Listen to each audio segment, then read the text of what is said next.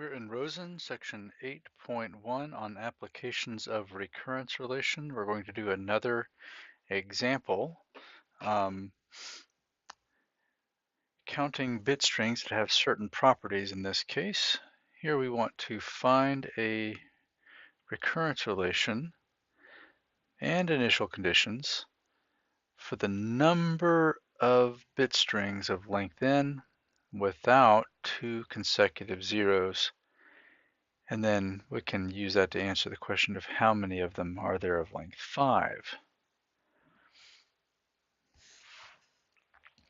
So we'll establish a sub n as the number of bit strings of length n without two consecutive zeros, that is that they're valid from our goal here.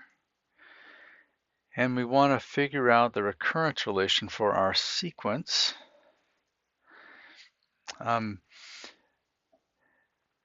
we note that the number of bit strings of length n that don't have two consecutive zeros can be broken up into two groups. Those that end with a zero, the number of those that end with a zero, plus the number of those that end with a 1. We'll consider them separately. And we'll say that n is greater than or equal to 3. Partly that's because we can establish initial conditions for n equal 2 and n equal 1 rather easily, but also because we'll see that we have to reach back to evaluate it. So how many bit strings are there of length n that end with a 1 that are valid? Well, it turns out it's the same as the number of bit strings of length n minus 1. And all we do is we add a 1 to the end of it, because if we're worried about consecutive zeros, we don't need to be, we can add a 1 to any number. So there's a sub n minus 1 bit strings of length n that end with a 1. How about those that end? Here's a little diagram. Here's the bit strings of length n minus 1, and we're going to add a 1 to it. How many of those are there? There's a n minus 1.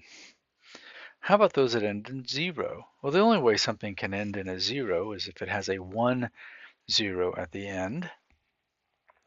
So how many strings are there of length n that have a 1, 0 at the end?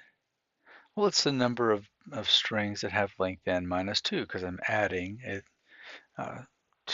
I'm adding 2 to its length by adding a 1, 0.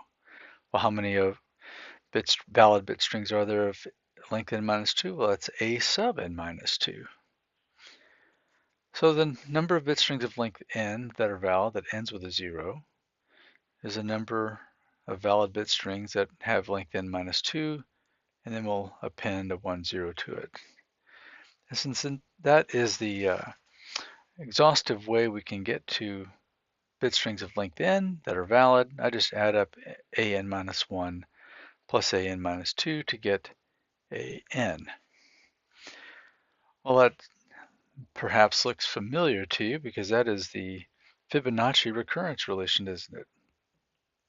Well, let's talk about the initial conditions. Initial conditions are a1 is 2 because string 0 and string 1 don't have consecutive zeros. A2 is 3. There's 4 bit strings of length 3, but one of them is double 0, so the number of valid bit strings of length 3 is 3. And now we can use our recurrence relation to find any value of n we want, including a5, which is what we're looking for. First, let's calculate a3. That's a2 plus a1. 3 plus 2 is 5. A4, that's a3 plus a2, and 5 plus 3 is 8.